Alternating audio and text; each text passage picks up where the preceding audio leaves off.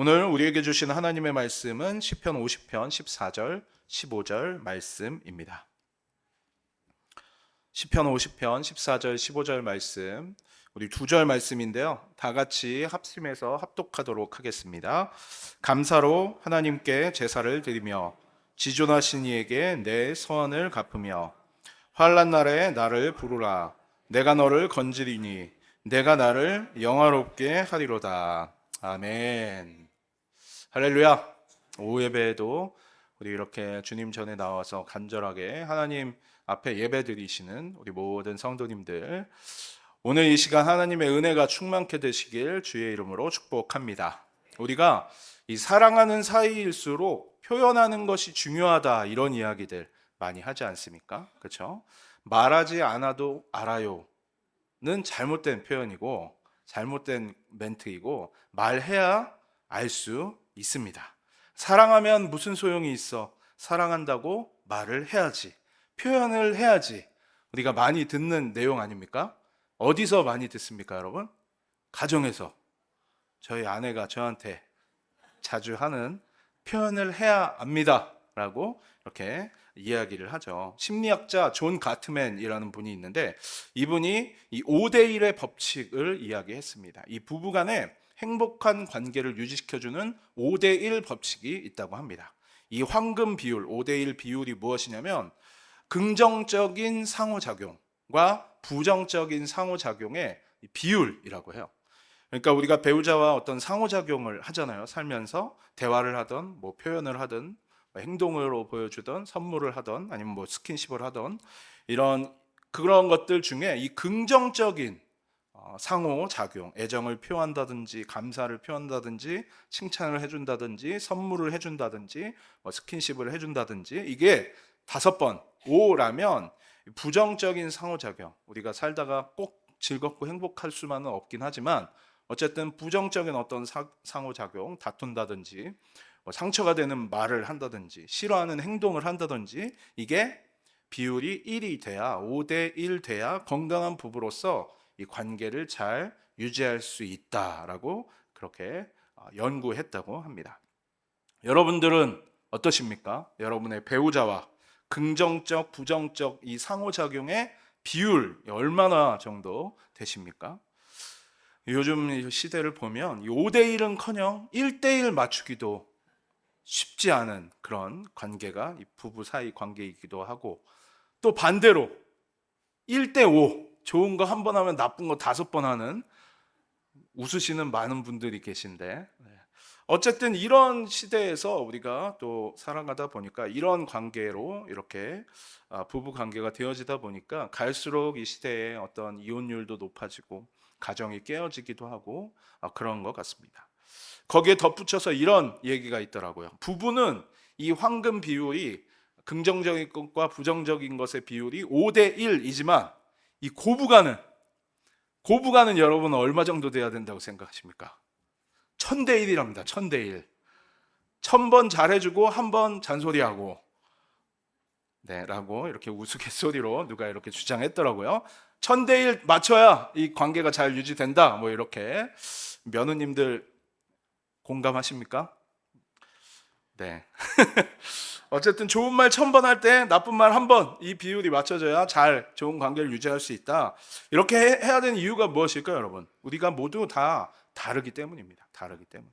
하나님께서 부부를 한 몸이라고 이렇게 하시고 불러주셨는데, 한 몸이기 전에 우리는 너무 다르기 때문에, 한 몸 되기 전부터 이미 달랐기 때문에 이 다른 것들에 대해서 맞추어야 건강하게 관계를 유지할 수 있는 것이죠.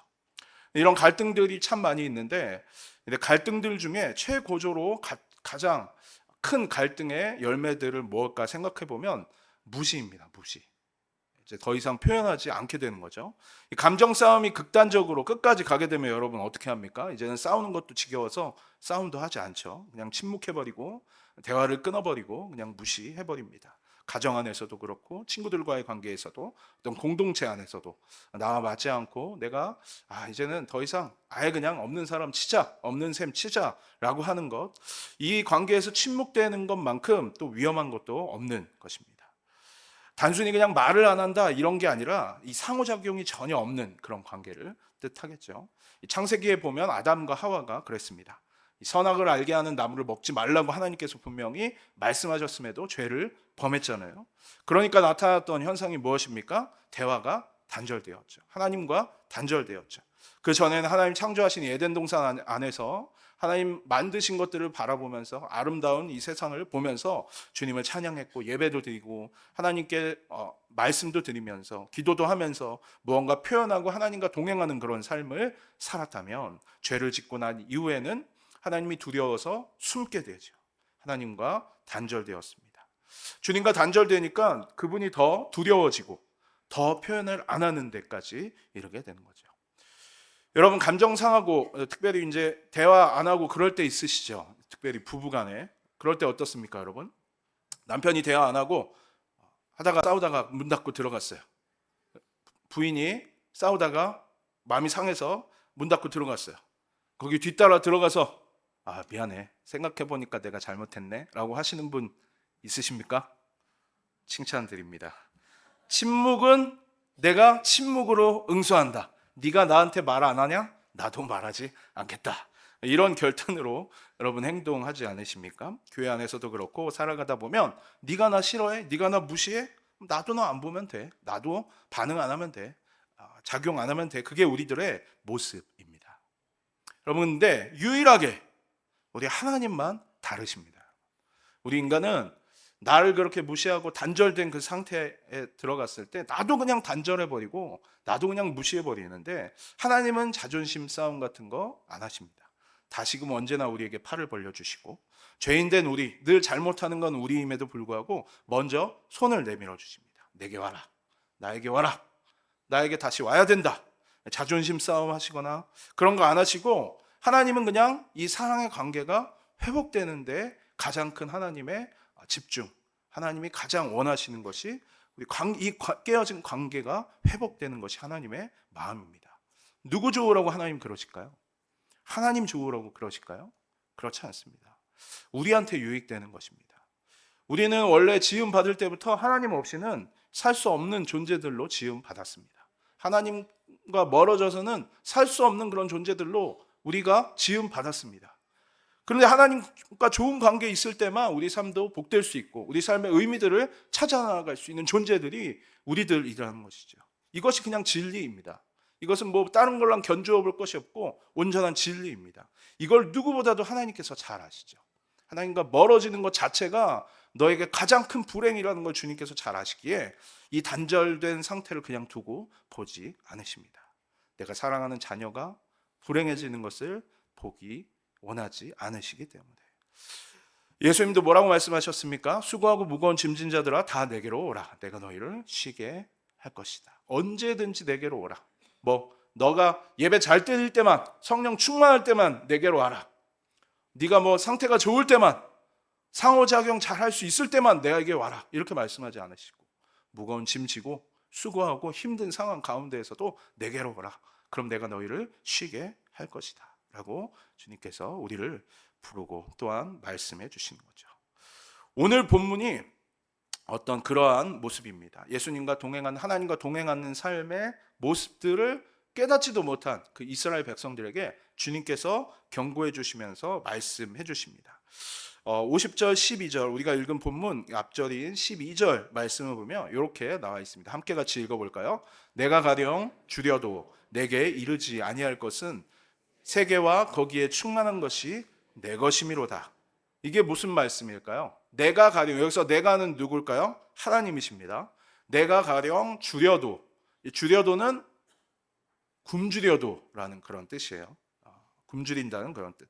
하나님이 굶주릴 일이 있으십니까? 배고플 일이 없으시죠? 근데 왜 주려도 이르지 아니할 것은 이렇게 말씀하시는가? 내가 가령 주려도, 이 말씀은 하나님, 나는 배고플 일이 없긴 하지만 만약 내가 배고프다고 하더라도, 이런 뜻이에요. 만약 내가 배고프다고 할지라도, 이어서 내게 이르지 아니할 것은, 이 말을 쉽게 말하면 너한테 내가 배고파도 밥 달라고 안 할 거야, 이런 말입니다. 내가 배고플 일은 없긴 하지만 내가 배고프다고 할지라도 너한테 밥 달라고 할 일이 없어. 왜? 그 이유가 뭐죠? 세계와 거기 충만한 것이 다 내 것이기 때문에. 이 세상 모든 만물이 다 내 것이기에 야, 내가 배고프다고 그래서 너한테 밥 달라고 그러겠니? 라는 그런 말씀입니다. 바꿔 말하면 이 이스라엘 백성들이 제사를 드리는데, 제사를 통해서 하나님께 제물을 드리는데 하나님 그렇게 말씀하시는 겁니다. 야, 내가 지금 너한테 그 제물, 너희가 드리는 값뜨고 하나님 앞에 제사로 드리는 그 제물, 내가 배고파서 그거 먹자고 너한테 제사 하라고 그러겠니? 그게 중요한 게 아니다.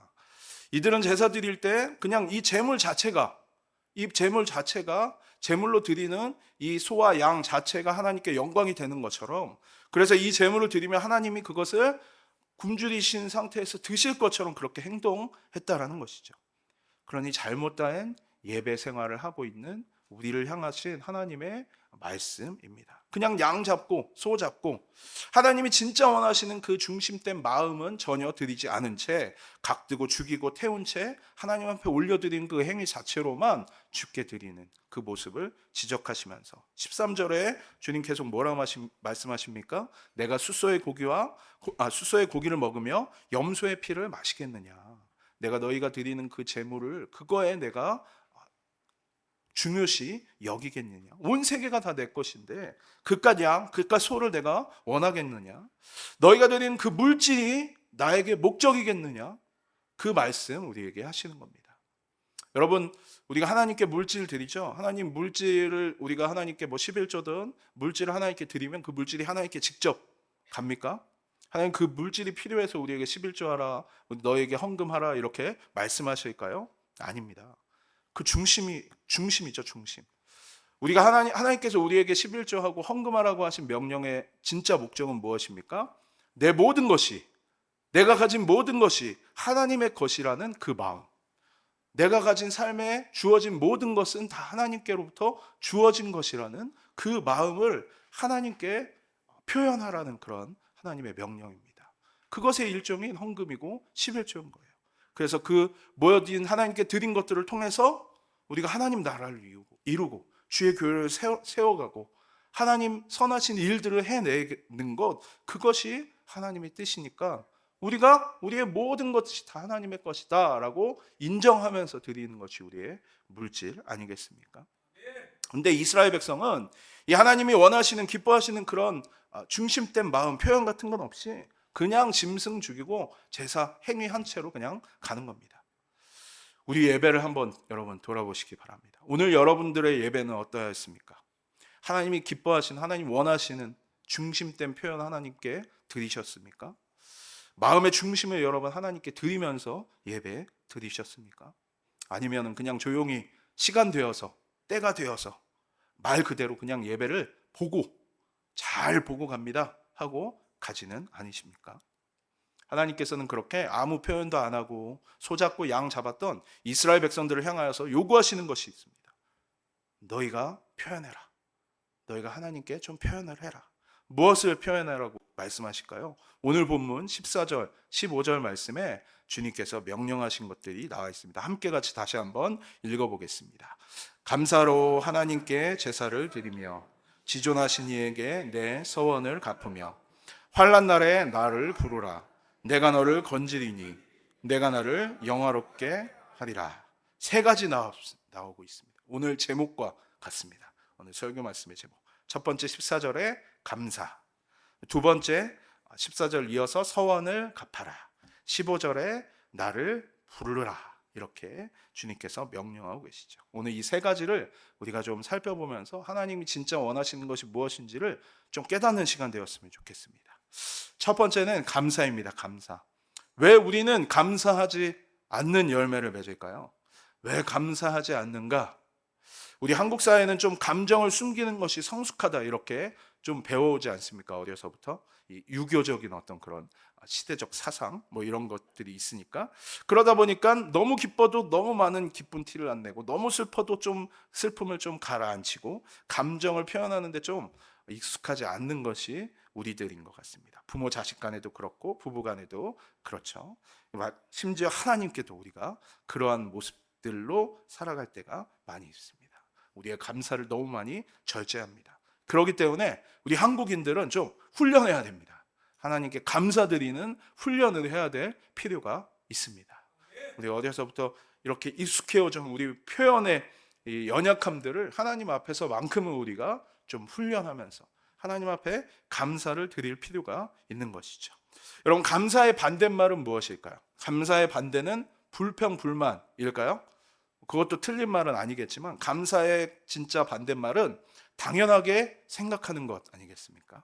내게 지금 주어진 것 다 당연하다고 생각하고 내가 이렇게 살아갈 수 있는 건 내가 잘나서 살 수 있다고 여기는 것, 너무나도 당연하게 여기기 때문에 감사하지 못하고 사는 건 아닌가 생각해 봅니다.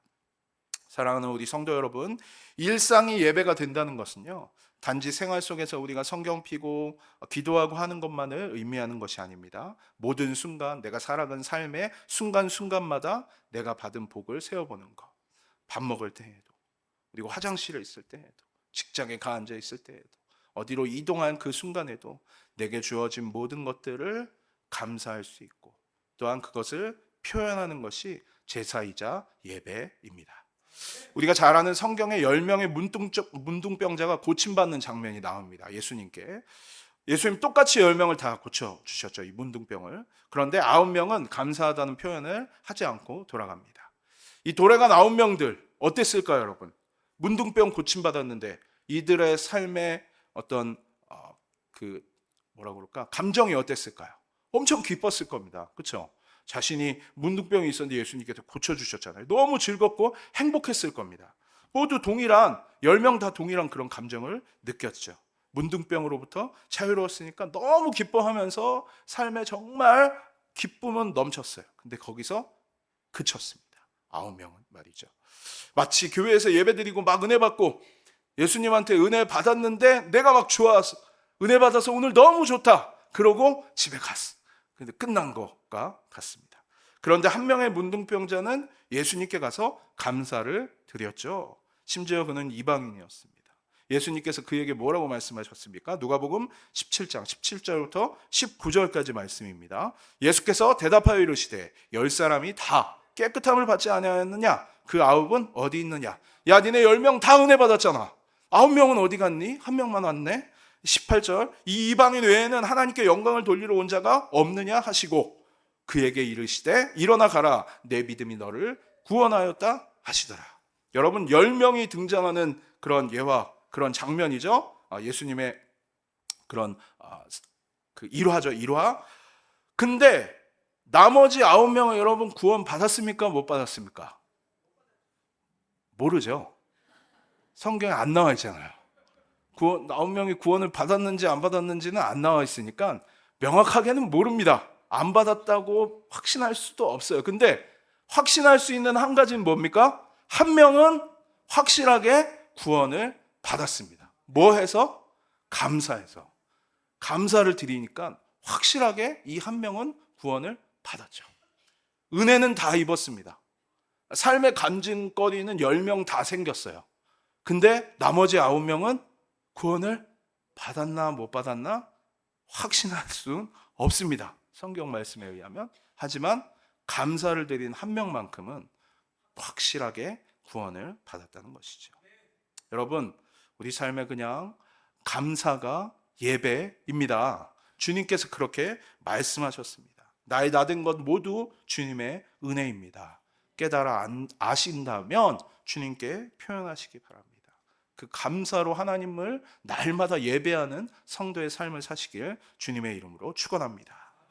두 번째는 서원인데 오늘 말씀에서는 서원을 갚으라 이렇게 말씀하고 있습니다. 이게 무슨 뜻일까요? 우리가 보통 이제 서원을 한다 이렇게 많이 이야기하지 않습니까? 내가 서원을 하나님께 한다, 뭔가 결단을 한다. 근데 서원을 하라가 아니라 서원을 갚으라, 성경 말씀에 이렇게 많이 나와 있거든요. 서원하면 여러분 좀 어떠십니까? 이런 분들이 서원을 갚아야 된다고 하면 서원이 얼마나 무서운 건데, 서원 한번 잘못했다가 목사 되고 선교사 되면 어떡하려고 목사님 그런 위험한 말씀을 하십니까? 서원하면 하나님께 한 번 서원하면 안 지켰다가는 그건 귓방맹이 왔는데 큰일 납니다. 서원은 그러니까 하지 않는 거, 안 하면 마음 편한 거, 이렇게들 우리가 오해합니다. 서원은 함부로 하는 게 아니다. 그리고 안 하면 편하다라는 오해를 하는 거죠. 근데 성경 말씀에 보면 서원을 갚으라 주님께서 이렇게 많이 말씀하십니다. 이 말씀의 표현이 어떤 의미일까? 서원을 갚으라고 주님 말씀하시는 거면 갚을 게 있다는 거죠. 우리가 하나님께 서원한 것을 갚을 게 있다는 것입니다. 안 했으니 난 없습니다. 난 서원한 적 없습니다. 라고 회피할 게 아니라는 겁니다. 뭘까요? 하나님이 우리에게 이미 하나님의 자녀로 삼으시면서 은혜들을 주셨습니다. 여러분 다 은혜 받으셨잖아요. 하나님 자녀 되시면서 구원의 은혜를 우리가 다 누렸지 않습니까? 그래서 오늘 이 자리에 계신 거 아니겠습니까, 여러분들? 하나님 나를 만나 주셨을 때 내가 하나님의 자녀로 이렇게 계속해서 살아야겠다. 삶의 헌신, 삶의 결단, 그것이 뭐 크고 작든 대단한 것이 아니라고 할지라도 하나님께서 말씀하시는 거죠. 네가 은혜 받으면서 하나님 앞에 주셨던 그 마음들, 결단들, 그거 하나님께서 갚으라는 말씀입니다. 쉽게 말하면 은혜 받은 사람답게 살아가라 라고 주님께서 말씀하시는 거죠. 그리스도인으로서 그리스도인다운 삶을 이야기하는 것입니다. 로마서 12장 1절 말씀, 우리가 잘 아는 말씀이죠. 그러므로 형제들아 내가 하나님의 모든 자비하심으로 너희를 권하노니 너희 몸을 하나님이 기뻐하시는 거룩한 산 제물로 드리라. 이는 너희가 드릴 영적 예배니라. 여러분 잘 아시는 말씀이잖아요. 너희 몸을 하나님이 기뻐하시는 산 제물로 드리라. 이게 뭡니까? 그리스도인답게 살아가라는 그런 말씀입니다. 나 스스로가 산 제물이 되어서 내 삶 속에서 영적인 예배자가 되어야 한다라고 말씀합니다. 이 영적인 예배라고 오늘 말씀, 로마서 12장 1절 말씀에 이야기하는데, 이 영적이라는 게 뭘까요? 우리가 지금 읽는 이 성경 역본에는 이게 영적이라고도 표현을 하는데, 이거 사실 영적이라는 이 단어의 그 원어는 로기켄이라는 헬라어입니다. 로기켄. 영적이라는 것이 그냥 주일날 세속적이지 않은 것만을 영적으로 우리가 이렇게 착각하기 쉬운데, 교회 와서 예배드리고 막 방언하고 예언하고 특별한 것을 하는 것만이 영적인 것이 아니라, 이 로기켄이라는 헬라어의 단어의 뜻이 원래는 이 합리적이다, 합당하다, 마땅하다 이런 뜻이 있습니다. 그러니까 너 스스로가 하나님 앞에서 산 제물이 되어서 제물다운, 마땅한, 제물에 걸맞는 제물로 살아가라, 그렇게 말씀하고 있어요. 앞서 말한 그리스도인 다운 삶을 사는 것이 우리에게 이 말씀하시는 서원을 갚으라는 하나님의 명령인 겁니다. 제가 이 본문과 관련해서 좀 자료들을 보다가 이런 글이 있더라고요. 영적이라는 것의 반대말은 세속적이라는 것이 아니다. 영적이라는 것의 반대말은 불합리한 것, 불법적인 것, 비양심적인 것, 비상식적인 것을 이야기한다. 마땅히 해야 하는 것을 하지 않는 것이 비영적인 것이다. 논문을 쓸 때 표절하면 비영적인 것이다. 교회를 지을 때 건축법을 어기면 비영적인 것이다. 목사 안수를 받을 때 편법으로 받는 것은 비영적인 것이고, 교회법을 어기고 세습하는 것은 비영적인 것이다.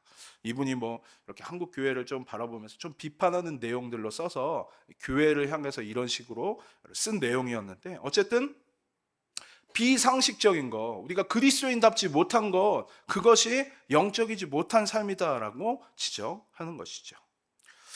제가 신학생 시절에 이렇게 집에서 통학을 하다가 집이랑 학교랑 너무 머니까 편도로 2시간 정도 걸렸거든요. 그 지하철 타고. 그래서 기숙사 생활을 했습니다. 처음에 이제 저학년 때만 생활하다가 그 통학을 하다가 기숙사 생활을 했는데, 어느 날은 이제 기숙사에서 이제 집에서 기숙사로 가는 길에 이제 그때 마침 제가 이제 교육전도사 사역을 시작할 때였거든요. 그때 지하철에 이렇게 가면, 지금은 이제 지하철역에 환승을 하다 보면 가게들이 이렇게 많이 있잖아요. 지금은 이제 이렇게 약간 가게 답도록 이렇게 부스도 설치되어 있고 이러지만, 그 당시만 하더라도 그런 게 별로 없었고, 그냥 길거리에서, 그냥 길판에서, 복도에서 막 물건 펴놓고 파는 분들이 많이 있었습니다. 그때 그 지하철을 이렇게 가다 보면 그 신도림역에서 그 많은 분들이 이렇게 있었는데, 거기에 와이셔츠를 파는 겁니다. 와이셔츠가 제가 그때 필요했거든요. 한 장에 5,000원, 3장에 10,000원. 엄청나죠? 당시에 한참 전이니까요. 뭐 20 몇 년 전이니까. 그래서 제가 3장을 샀습니다. 10,000원을 지불하고. 그래서 기숙사로 이렇게 돌아왔는데 제가 받은 이제 비닐, 뭐 쇼핑백도 아니고 그냥 비닐 봉다리 안에 와이셔츠가 이렇게 들어 있었을 거 아니에요?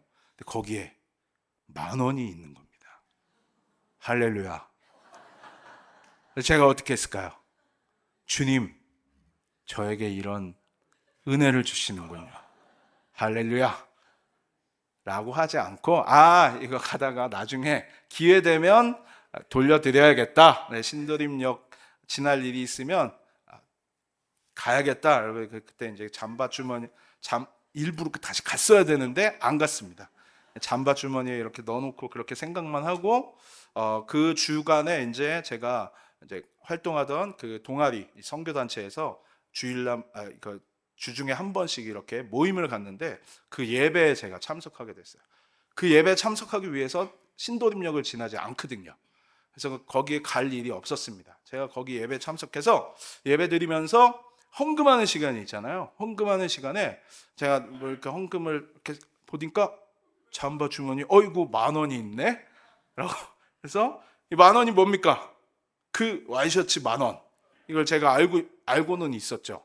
그리고 그 10,000원을 헌금으로 그냥 아무 생각 없이 이렇게 드렸습니다. 헌금해야 될 다른 돈은 없으니까 10,000원은 그냥 내 돈 나중에 갖다 드리면 되지. 이런 그냥 쉬운 생각으로 그 10,000원을 헌금으로 이렇게 냈습니다. 그날 제가 예배를 드리는데 하나님께서 저에게 내가 오늘 너의 예배를 받지 않을 거다라고 이런 마음을 주시더라고요. 그러면서 내가 이 신학생으로서 그리스도인으로서 생활 속에서 하나님이 이렇게 주셨던 이런 부정확한 것에 대해서 하나님께서 내가 너의 오늘 예배는 네가 아무리 열심히 예배를 드려도 받지 않겠다라는 그런 마음을 저에게 주셨습니다. 영적이라는 것이 여러분 대단한 것이 아니고 하나님 앞에 합리적으로 그리스도인답게 사는 것, 하나님 앞에 그렇게 살아가는 것이 주님께서 우리에게 원하시는 영적인 삶인 것입니다.